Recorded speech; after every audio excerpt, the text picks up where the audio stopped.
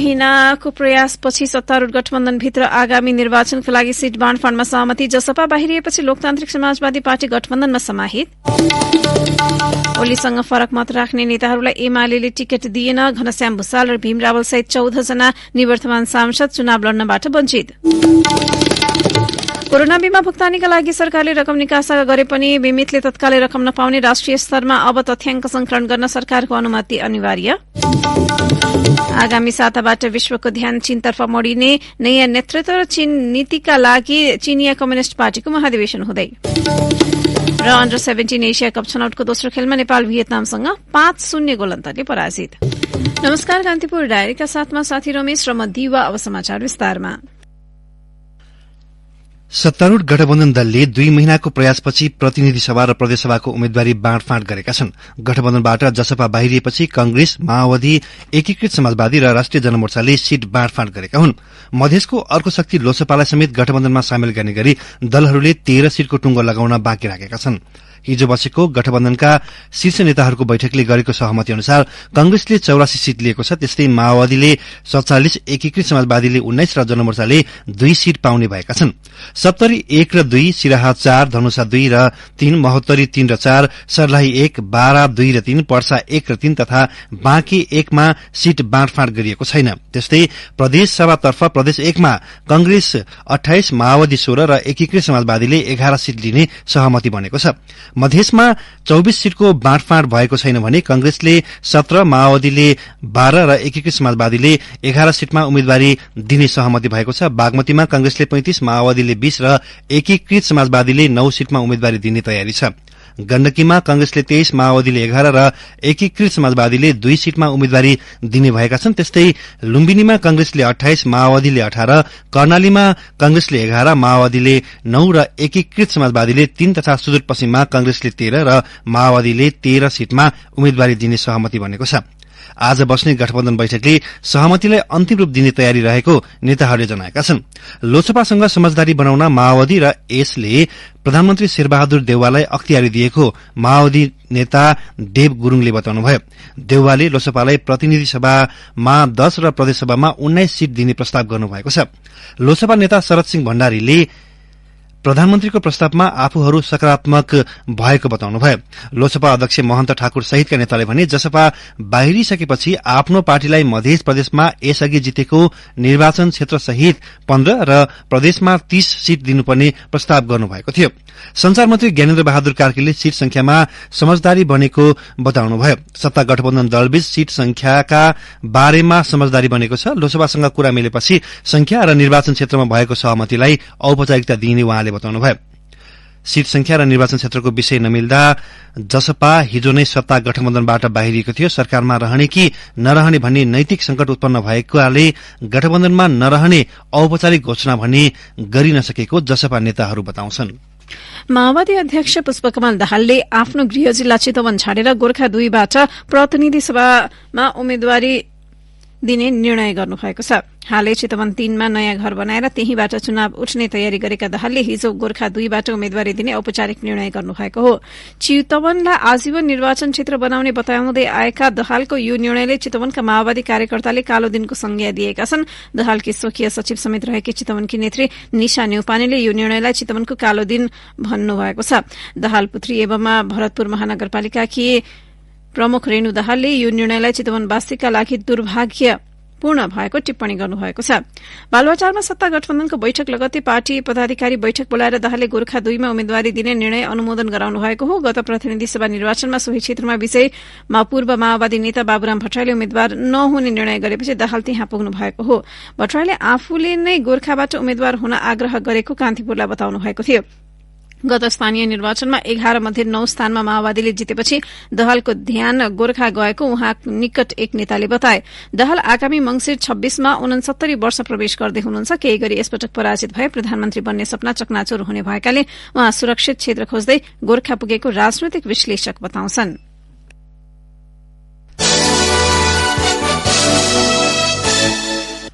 फेरि एकपटक सिंगो देशको नेतृत्व गर्ने योजनामा अघि बढ़ेको एमाले आफ्नै दलभित्र फरक विचार राख्ने नेताहरूलाई भने पाखा लगाएको छ। अध्यक्ष केपी शर्मा ओलीको कार्यशैलीको आलोचना गरेका नेताहरूलाई दण्डित गरिएको छ। राप्रपालाई सीट छाड्ने मात्र होइन, विभिन्न दलबाट भर्खरै प्रवेश गरेका व्यक्तिहरूलाई टिकट दिए पनि अघिल्लो महाधिवेशनमा उपाध्यक्ष र उपमहासचिवमा निर्वाचित नेताहरूसहित थुप्रै अनुभवीलाई भने प्रतिनिधि सभा उम्मेद्वारीबाट वञ्चित गरिएको छ। एमाले पूर्व उपाध्यक्ष भीम रावल, पूर्व उपमहासचिव घनश्याम भूषाल सहित 14 जनाको टिकट काटेको छ। 10 बुँदे सहमति गर्दै पुरानो विवाद बिर्सन तयार भएका नेताहरूको पनि वफादारीता परीक्षण गरेर मात्र टिकट वितरण भएको छ।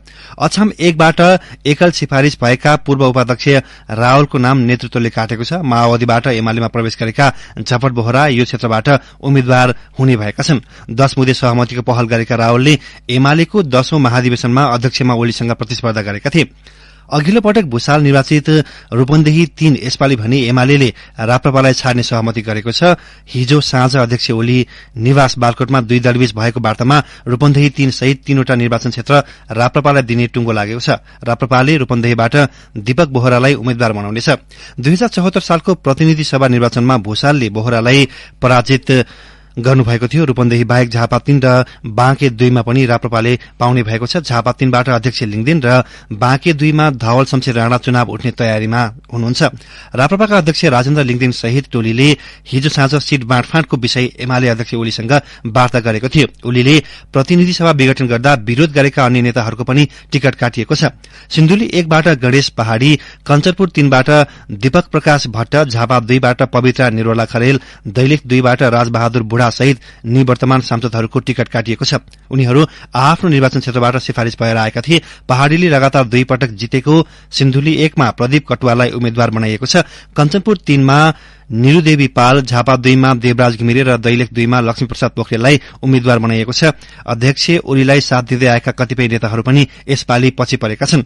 एमाले प्रदेशसभाको उम्मेद्वार सूची औपचारिक रूपमा सार्वजनिक गरेको छैन।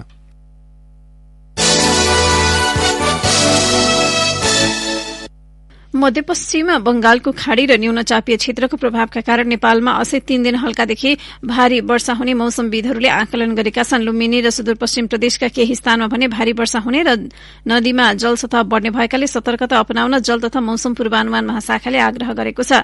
महाशाखाका अनुसार आज र भोलि पनि सुदूरपश्चिम र लुम्बिनीका केही स्थानमा भारी वर्षाको सम्भावना छ। बिहिबार र शुक्रबार पनि दुवै प्रदेशका विभिन्न स्थानमा भारी वर्षा भएको छ भने बाढ़ी पहिरोले ठूलो क्षति निम्ताएको छ। केही हिमाली जिल्लामा 2 दिन यता भारी हिमपात भएको छ। हिमाली क्षेत्रमा समेत मौसममा छिनछिनमा बदलाव आइरहेकाले पदयात्रा नगर्न महाशाखाले ध्यान आकर्षण गराएको छ। मौसममा बदलाव आउँदा हवाई उडान समेत प्रभावित भइरहेका छन्। हिमाली क्षेत्रमा अझै केही दिन मौसम खराब हुने भएकाले पदयात्रा लगायत पर्यटकीय गतिविधि प्रभावित भएका छन्। महाशाखाकी मौसमविद विनु महर्जन नेपालको भूभागमा न्यून चापिय क्षेत्रको प्रभाव सक्रिय भएकाले वर्षा जारी रहेको छ। कान्तिपुर डायरीमा अब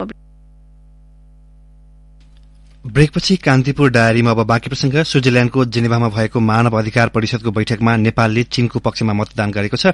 चीनको सिन्जियाङ प्रान्तमा मुस्लिम उइगुर समुदायमाथि मानव अधिकार हनन भएको प्रस्तावको विपक्षमा नेपालले मत दिएको हो।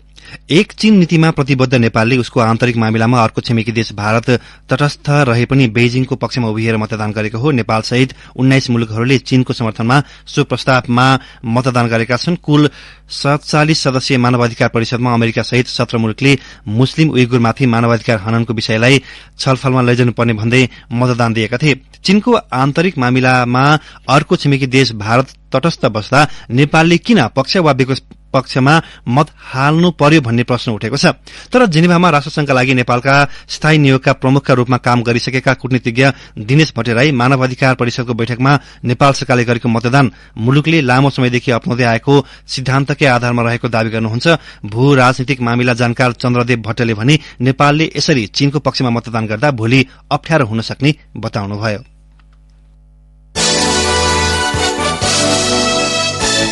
बाढ़ी पहिरोका कारण विभिन्न जिल्लामा सड़क अवरुद्ध हुनका साथै बस्तीहरू डुबानमा परेका छन्। प्युठानमा पहिरोमा पुरिएर 6 जना बेपत्ता भएका छन्। प्युठानको माण्डवी गाउँपालिका 4 फरिण्डेमा स्थानीय बमबहादुर राहु मगरको घर पहिरोमा पुरिएको हो। जिल्ला प्रहरी कार्यालयका अनुसार पहिरोमा पुरिएर मगरका घरका सदस्य बेपत्ता भएका छन्। यस्ता सेङ्जामा पहिरो र डुबानले 16 वटा घर उच्च जोखिममा परेका छन्। पहिरो र डुबानले जोखिम उच्च हुँदा त्यहाँका घर परिवारलाई सुरक्षित स्थानमा स्थानान्तरण गरिएको छ।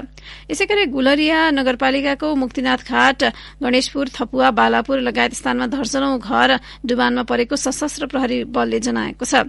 लगातारको वर्षाले बढ्दै आएको जनजीवन प्रभावित हुँदा 8वटै पालिकाको दर्जनौं घर डुबानमा परेको स्थानीय प्रशासनले जनाएको छ। यसैबीच कर्णाली प्रदेशका राजमार्ग लगायत जिल्ला स्तरीय सड़क अवरुद्ध भएका छन्। वर्षाका कारण सुर्खेत, जुम्ला, कर्णाली राजमार्गका दर्जनौं स्थानमा साना ठूला पहिरो गएपछि सवारी साधन चल्न सकेका छैनन्। सड़क अवरुद्ध हुँदा मालवाहक र सार्वजनिक सवारी साधनहरू विभिन्न स्थानमा अलपत्र परेको प्रदेश प्रहरी कार्यालयले जनाएको छ। पहिरोले सुर्खेत दैलेख, सुर्खेत जाजरकोट सड़क पनि अवरुद्ध छ। यसैगरी काठमाडौँको चन्द्रगिरी नगरपालिका 2 देउराली नजिकै गएको पहिरोमा पुर्एर एकै परिवारका 3 जनाको मृत्यु भएको छ। घटनामा काभ्रे धुलीखेल 12 का 51 वर्षीय राजु श्रेष्ठ, उनकी श्रीमती 45 वर्षीय रेखा श्रेष्ठ र 1.5 वर्षीय छोरी सारथीको मृत्यु भएको हो।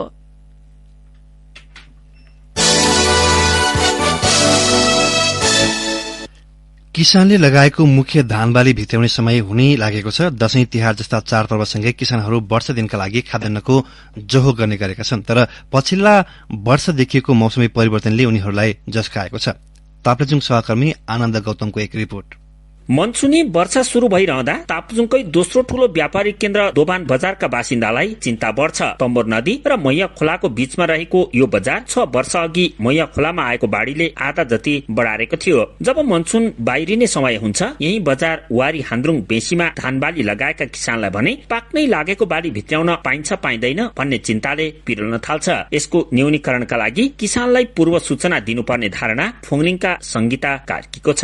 सबैभन्दा बढी चाहिँ क्षति किसानको हुने गर्छ, तर क्षति हुनुभन्दा अगाडि चाहिँ किसानहरूलाई अलिकति जानकारी गरायो भने चाहिँ केही मात्रामा चाहिँ क्षति हुँदैन कि जस्तो लाग्छ। वर्षा शुरू भएपछि यातायात अवरुद्ध हुनु, सड़क धसिनु, भत्किनु सामान्य जस्तै हो। कल्पनै नगरेको झुरुप्प बसेको बस्तीमा पस्ने पहिरोले पुर्याउने मानवीय क्षतिले परिवारहरूलाई वियोग मात्रै गराउँदैन, मुलुकलाई नै शोकाकुल बनाउने गरेको छ। यस्ता क्षेत्रको पहिचान गरी सुरक्षित वासस्थानको व्यवस्थापन गर्नुपर्ने र यसमा सरकारको ध्यान जानुपर्ने धारणा फोङलिङका किरण गदाइली र मिक्क खोलाका रिसा बस्नेतको छ। यो नदी तटीय क्षेत्रहरूमा बसोबास रहेको पाइन्छ, त्यस्तो ठाउँहरूमा क्षति भएको पनि बढी रूपमा पाइएको छ। त्यस्तो क्षेत्रहरूलाई चाहिँ सरकारले पहिचान गरेर त्यो ठाउँलाई, त्यहाँ बस्ने मानिसहरूलाई विशेष प्रबन्ध सरकारले मिलाइदिनु पर्छ। पहाडमा चाहिँ अलिक सुरक्षित ठाउँ चाहिँ पहिचान गरेर एकीकृत बस्ती चाहिँ बसाउनु पर्छ। बुढा पाकाका अनुसार सामान्यतया 1.5 दशक अघिसम्म पनि मौसम र किसानको तालमेल मिल्थ्यो। सुरक्षित भनिएका बस्तीहरू सुरक्षित नै हुन्थे। जलवायु परिवर्तनको असर पछिल्ला वर्ष भने कति बेला के आइलाग्छ पत्तै हुन छोडेको नागरिकहरू बताउँछन्। रेडियो कान्तिपुरका लागि आनन्द गौतम, फोङलिङ, ताप्लेजुङ। कान्तिपुर डायरीमा पुनः ब्रेकको पालो। कान्तिपुर डायरीमा अब आर्थिक प्रसंग। कोरोना बीमा भुक्तानीका लागि भन्दै सरकारले 1 अर्ब रुपियाँ निकासा गरे पनि बीमितले तत्कालै रकम नपाउने भएका छन्। बीमितलाई भुक्तानी गर्न बाँकी रकमको तुलनामा सरकारले निकासा गरिदिएको रकम निकै कम भएकाले त्यस सम्बन्धमा अर्थ मन्त्रालयसँग छलफल गरेपछि मात्र रकम वितरण गरिने बीमा समितिले जनाएको छ। बीमा समितिका कार्यकारी निर्देशक राजु रमण पौडेलले भन्नुभयो, पैसा पठाएको पत्र अर्थ मन्त्रालयबाट प्राप्त भएको छ, तर त्यसबारे छलफल हुन पाएको छैन। दशैं विदा सकिएपछि मात्र छलफल गर्छौं र सर्वसाधारणलाई वितरण शुरू गर्छौं। धेरै रकम सर्वसाधारणलाई तिर्नुपर्ने भएको तर थोरै रकम मात्र प्राप्त भएकाले के कसरी वितरण गर्ने, बाँकी रकमको अवस्था के हुने भन्ने लगायत विषयमा अर्थ मन्त्रालयसँग छलफल गरेपछि मात्र निर्णय लिने उहाँको भनाइ छ। बीमा कम्पनीहरूले कोरोना बीमाको भुक्तानी रोकेको करिब 1.5 वर्षपछि सरकारले त्यसमा आफ्नो पनि दायित्व रहेको स्वीकारेर 1 अर्ब रुपियाँ भुक्तानी दिने निर्णय गरेको थियो। सोही निर्णयका आधारमा गत साता बीमालाई रकम निकासा पनि गरेको छ। यसअघि बीमा समिति मार्फत कम्पनीहरूले पटक पटक सरकारसँग पैसा मागे पनि पाएका थिएनन्। यसरी सरकारले रकम नदिएको भन्दै बीमा कम्पनीले करिब 1.25 लाख जना बीमितको भुक्तानी रोकेको छ। तिनलाई कम्पनीहरूले 10 अर्ब 52 करोड़ 32 लाख 90 हजार रुपियाँ भुक्तानी गर्न बाँकी छ। यो रकम सबै सरकारको दायित्व अन्तर्गत पर्छ।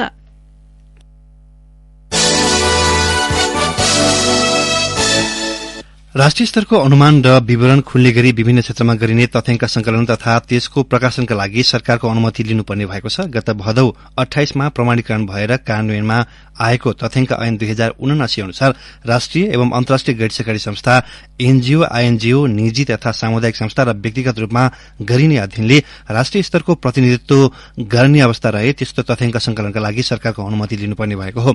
ऐनको दफा 8 मा तथ्याङ्क संकलन गर्न अनुमति लिनुपर्ने व्यवस्था गरिएको छ। राष्ट्रिय स्तरको प्रतिनिधित्व हुने गरी तथ्याङ्क संकलन वा प्रकाशन गर्न चाहने सरकारी निकाय वा कुनै संस्थाले कार्यालयबाट अनुमति लिनुपर्नेछ। सो दफामा भनिएको छ। यद्यपि सरकारी निकाय वा सार्वजनिक संस्थाले प्रचलित कानून बमोजिम तथ्याङ्क संकलन वा प्रकाशन गर्न पाउनेछन्। त्यस्तै प्राज्ञिक वा निजी अनुसन्धान र पाठ्यक्रममा आधारित शोध कार्यका लागि तथ्याङ्क संकलन गर्न अनुमति लिनुपर्ने छैन।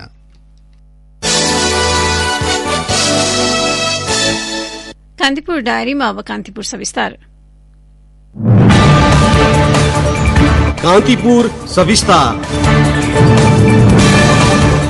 आगामी साताबाट संसारको ध्यान विश्वको सर्वशक्तिमान मुलुक चीनतर्फ मोडिनेछ। अक्टोबर 16 अर्थात असोज 30 गतेदेखि चीनिया कम्युनिष्ट पार्टी सीपीसीको 20औं महाधिवेशन बेइजिङमा हुँदैछ। सामान्य रूपमा हेर्दा सीपीसीको महाधिवेशन चीनको एउटा आन्तरिक मामिला हो, तर महाधिवेशनले चयन गर्ने नेतृत्वले चीनलाई आगामी 5 वर्ष अगाडि बढ़ाउने भएकाले यसको महत्व विश्वव्यापी रूपमा पर्ने पक्का छ। सन् 2012 मा भएको 18औं महाधिवेशनबाट सी जिनपिङ चीनिया कम्युनिष्ट पार्टीको महासचिव बन्दै विश्व राजनीतिमा उदाएका थिए। 5 वर्षपछि भएको अर्को महाधिवेशनबाट सी फेरि महासचिव भएपछि विश्व समुदायका शक्तिशाली नेताका रूपमा स्थापित भएका छन्। यही मेसोमा अब हुने महाधिवेशनबाट उनी फेरि शक्तिशाली कम्युनिष्ट पार्टीको नेतृत्वमा आउने तर्खर गरिरहेका छन्। शक्तिमा आएपछि उनै सीले belt and road initiative BRI को सहायतामा अन्य मुलुकको भौतिक विकासका लागि योजना अघि सारेका छन्। सीले एसियाली क्षेत्र र अफ्रिकी मुलुकलाई केन्द्रित गरेर आक्रामक कूटनीतिको बाटो अंगालेपछि विश्व समुदायलाई तरंगित पारेका थिए। त्यति मात्र होइन, अमेरिका लगायत पश्चिमा शक्तिको विरोध अनि देशभित्र र बाहिर विदेशी लगानी भित्राउँदै उनले आफूलाई अब्बल साबित गर्ने प्रयास गरिरहेका छन्। यही पृष्ठभूमिमा सीपीसीको राष्ट्रिय महाधिवेशनले तय गर्ने नीति र नेतृत्वलाई चीनमा भन्दा पनि विश्व समुदायमा बढ़ी चासो र व्यग्रतासहित हेरिएको कतिपयको बुझाइ छ। किनकि चीनले अंगीकार गर्ने नीतिले विश्व राजनीति र अन्तर्राष्ट्रिय मुद्दाहरूलाई प्रभावित पार्नेछ। चीनिया संचार माध्यमका अनुसार सीपीसीको महाधिवेशनले पार्टीको नेतृत्व चयनसहित मुख्य गरी 3वटा विषयलाई केन्द्रित गर्ने सम्भावना छ। 5 वर्षका लागि विश्व शक्ति राष्ट्र चीनलाई नेतृत्व गर्ने टीम छान्ने, कोरोना महामारी पछि सृजित समस्याको बीच मुलुकको अर्थतन्त्रलाई नयाँ स्वरूप दिने तथा पार्टीको मार्गदर्शक विचारधारामा परिमार्जन गर्दै विधान संशोधनको बाटोमा जाने विकल्पमा सीपीसीको महाधिवेशन केन्द्रित हुनेछ। अन्तर्राष्ट्रिय मामिलाका विश्लेषकहरूले भनेका छन् देशको अर्थतन्त्रलाई स्थिर बनाउने तथा महामारी र रूस युक्रेन युद्धका कारण विश्वव्यापी रूपमा देखा परेको आर्थिक मन्दीको सामना गर्ने नीति सीपीसीले बनाउनु पर्ने देखिएको हो। विश्वको 1 नम्बरको शक्तिशाली मुलुक बन्ने होडमा रहेको चीनलाई आफ्नै विशेषता सहितको समाजवादको नयाँ आधार बनाउनु पर्ने र देशभित्रको एकतालाई थप सुदृढ गर्नुपर्ने मजदारमा सीपीसी उभिएको छ।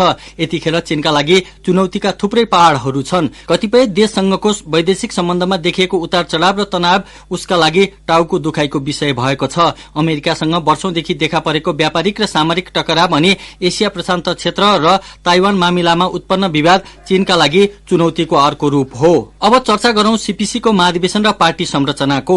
आगामी महाधिवेशनमा 2200 भन्दा बढ़ी प्रतिनिधि सहभागी हुँदैछन्। 9 करोड़ भन्दा बढ़ी पार्टी सदस्य र विभिन्न संगठन र जातीय समूहबाट महाधिवेशन प्रतिनिधि छानिएका छन्। चीनिया संचार माध्यमका अनुसार चीनका विभिन्न प्रदेश र नगर अनि प्रान्तका प्रमुख अन्तरिक्ष यात्री, हास्य कलाकार समेत सीपीसी महाधिवेशनको प्रतिनिधि बन्न पाउने व्यवस्था गरिएको छ। महाधिवेशनबाट निर्वाचित केन्द्रीय तहको संरचनाले महासचिव सहितको पोलिट ब्यूरो र स्थायी समिति छनौट गर्दछ। पार्टी विधान अनुसार पोलिट ब्यूरोमा 25 र स्थायी समितिमा 7 जना सदस्य हुने व्यवस्था गरिएको छ। त्यही स्थायी समिति भनेको चीनको सर्वाधिक शक्तिशाली अंग हो। अर्को महत्वपूर्ण पक्ष भनेको 2 कार्यकाल भन्दा बढ़ी सीपीसीको नेतृत्वमा रहन नपाउने व्यवस्था 4 वर्ष अघि हटाइएकाले वर्तमान राष्ट्रपति लाई अर्को कार्यकालका लागि महासचिव बन्ने औपचारिक बाटो तय गरेको छ। रोचक पक्ष के छ भने पार्टीभित्र 68 वर्षको उमेर हदको अभ्यास चल्दै आएकाले कतै 69 वर्ष भइसकेका सीलाई महाधिवेशनमा अप्ठ्यारो पार्ने त होइन, तर महाधिवेशनले उमेर हदको अभ्यास नमान्न पनि सक्छ। कोरोना महामारीको दुष्चक्रमा फसेको चीनका सबैजसो क्षेत्र अहिले पीड़ित भइरहेका छन्। यस्तो अवस्थामा देशभित्र उत्पन्न हुन सक्ने गरीबी र असन्तुष्टिलाई सम्बोधन गर्न पनि सीपीसीले ठोस कदम चाल्नु पर्नेछ।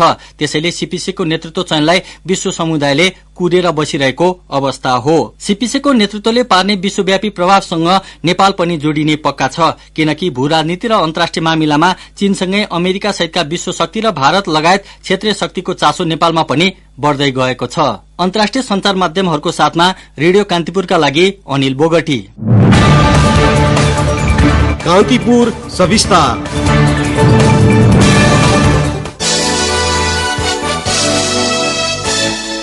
अमेरिकाको न्यूयोर्क सिटीमा आप्रवासीको बढ्दो प्रवेशका कारण आपतकालको घोषणा गरेको छ। न्यूयोर्क सिटीका मेयर एरिक एडम्सले गत अप्रेलदेखि आप्रवासीको प्रवेश बढेको बताउनु भएको छ। हालसम्म दैनिक औसतमा 5 देखि 6 बसमा आप्रवासी न्यूयोर्क प्रवेश गरिरहेको मेयर एडम्सले जनाउनु भएको छ। विपक्षी दल रिपब्लिकनको सरकार रहेको टेक्सास, फ्लोरिडा जस्ता राज्यले सत्तारूढ़ डेमोक्रेटिकको सरकार रहेको राज्यमा आफ्नो क्षेत्रमा प्रवेश गरेका गैर कानूनी आप्रवासीलाई ती राज्यमा पठाइरहेका छन्। आप्रवासीहरूको बढ्दो भारका कारण न्यूयोर्क शहरलाई न्यूयोर्क राज्य र केन्द्र सरकारबाट आर्थिक सहयोगको खाँचो परेको छ। टेक्सास, एरिजोना र फ्लोरिडाले घोषणा नै गरेर प्रवेश गरेका आप्रवासी डेमोक्रेटिक राज्यमा बसमा पुर्याइरहेका छन्।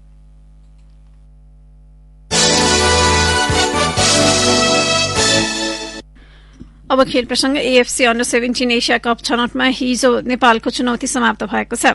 नेपाल छनौट एफ आफ्नो दोस्रो खेलमा भियतनामसँग 5-0 पराजित भयो। नेपालको यो लगातार दोस्रो हार हो। खेलका शुरूआती 4 गोल पहिलो हाफमा भएको थियो। यी सबै 22 मिनटको अन्तरमा सम्भव थियो। त्यस अगाडि थाइल्याण्डले चिनिया ताइपेईलाई 3-1 ले हराएको थियो। नतिजापछि चिनिया ताइपेई पनि प्रतियोगितामा चुनौती सकिएको छ। उसको यो लगातार दोस्रो हार हो। अब आयोजक भियतनाम र थाइल्याण्ड बीच हुने अन्तिम खेलले उपविजेताको निर्धारण गर्नेछ। दुवै टीमले 2-2 जित हात पारेका छन्। नेपालले आफ्नो अन्तिम खेलमा आइतबार चाइनिज ताइपेईको सामना गर्नेछ र यी दुवै टीमका लागि छनौटको सकारात्मक अन्त्य गर्ने अवसर हुनेछ। नाबालिग बलात्कार आरोपमा पक्राउ परेका राष्ट्रिय क्रिकेट टीमका निलम्बित कप्तान सन्दीप लामिछानेसँग अदालत खुलेपछि मात्र बयान हुने भएको छ। प्रहरीमा जाहेरी दर्ता भएको 1 महिनापछि उनी गत बिहिबार त्रिभुवन अन्तर्राष्ट्रिय विमानस्थलबाट पक्राउ परेका हुन्। उनलाई काठमाडौँ प्रहरी वृत्त गौशालाको हिरासतमा राखिएको छ। अमेरिका हुँदै कतारको दोहा ट्रान्जिट भएर बिहिबार बिहान 11:15 बजे विमानस्थल अवतरण गरे लगतै उनलाई अध्यागमन कार्यालयले नियन्त्रणमा लिएर प्रहरीको जिम्मा लगाएको थियो। अध्यागमन कार्यालयका एक कर्मचारीका अनुसार लामिछानेले आफू अमेरिकाबाट कतार हुँदै आएको उल्लेख गरेका थिए। पक्राउपछि आरोपितलाई अदालतबाट थुनामा राख्ने अनुमति लिएपछि बयान प्रक्रिया अघि बढ़ाउनु पर्नेमा दशैं बिदा परेकाले भोलि मात्रै अदालत खुल्नेछ। त्यसपछि लामिछानेलाई अदालत उपस्थित गराइनेछ।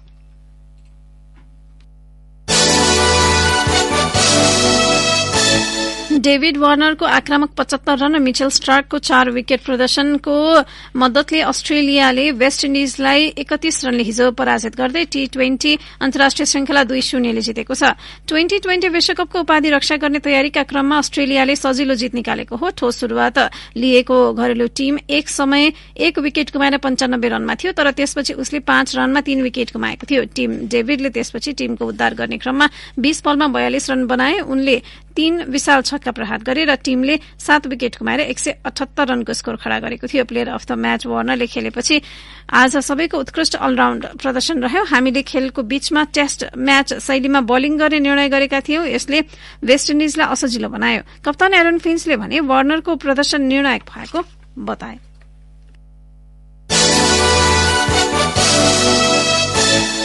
अब मौसम सम्बन्धी जानकारी। कर्णाली र सुदूरपश्चिम प्रदेशमा पूर्ण बदली रही अन्य प्रदेशमा सामान्य बदली रहने जल तथा मौसम विज्ञान विभागले जनाएको छ। साथै लुम्बिनी र सुदूरपश्चिम प्रदेशका केही स्थानमा भारी वर्षाका साथै अन्य स्थानमा मध्यम वर्षाको सम्भावना रहने विभागले जनाएको छ। केही बेर अघि 18 डिग्री सेल्सियस मापन गरिएको काठमाडौँ उपत्यकाको अधिकतम तापक्रम आज 23 डिग्री सेल्सियस रहनेछ। सूर्योदय बिहान 6 बजे भयो। सूर्यास्त भरे साँझ 5:50 हुनेछ। अवस्था यसका साथै कान्तिपुर डायरीको यो बुलेटिन यही सकिन्छ। साथी रमेश र म दिवा बिदा माग्छौं। नमस्कार।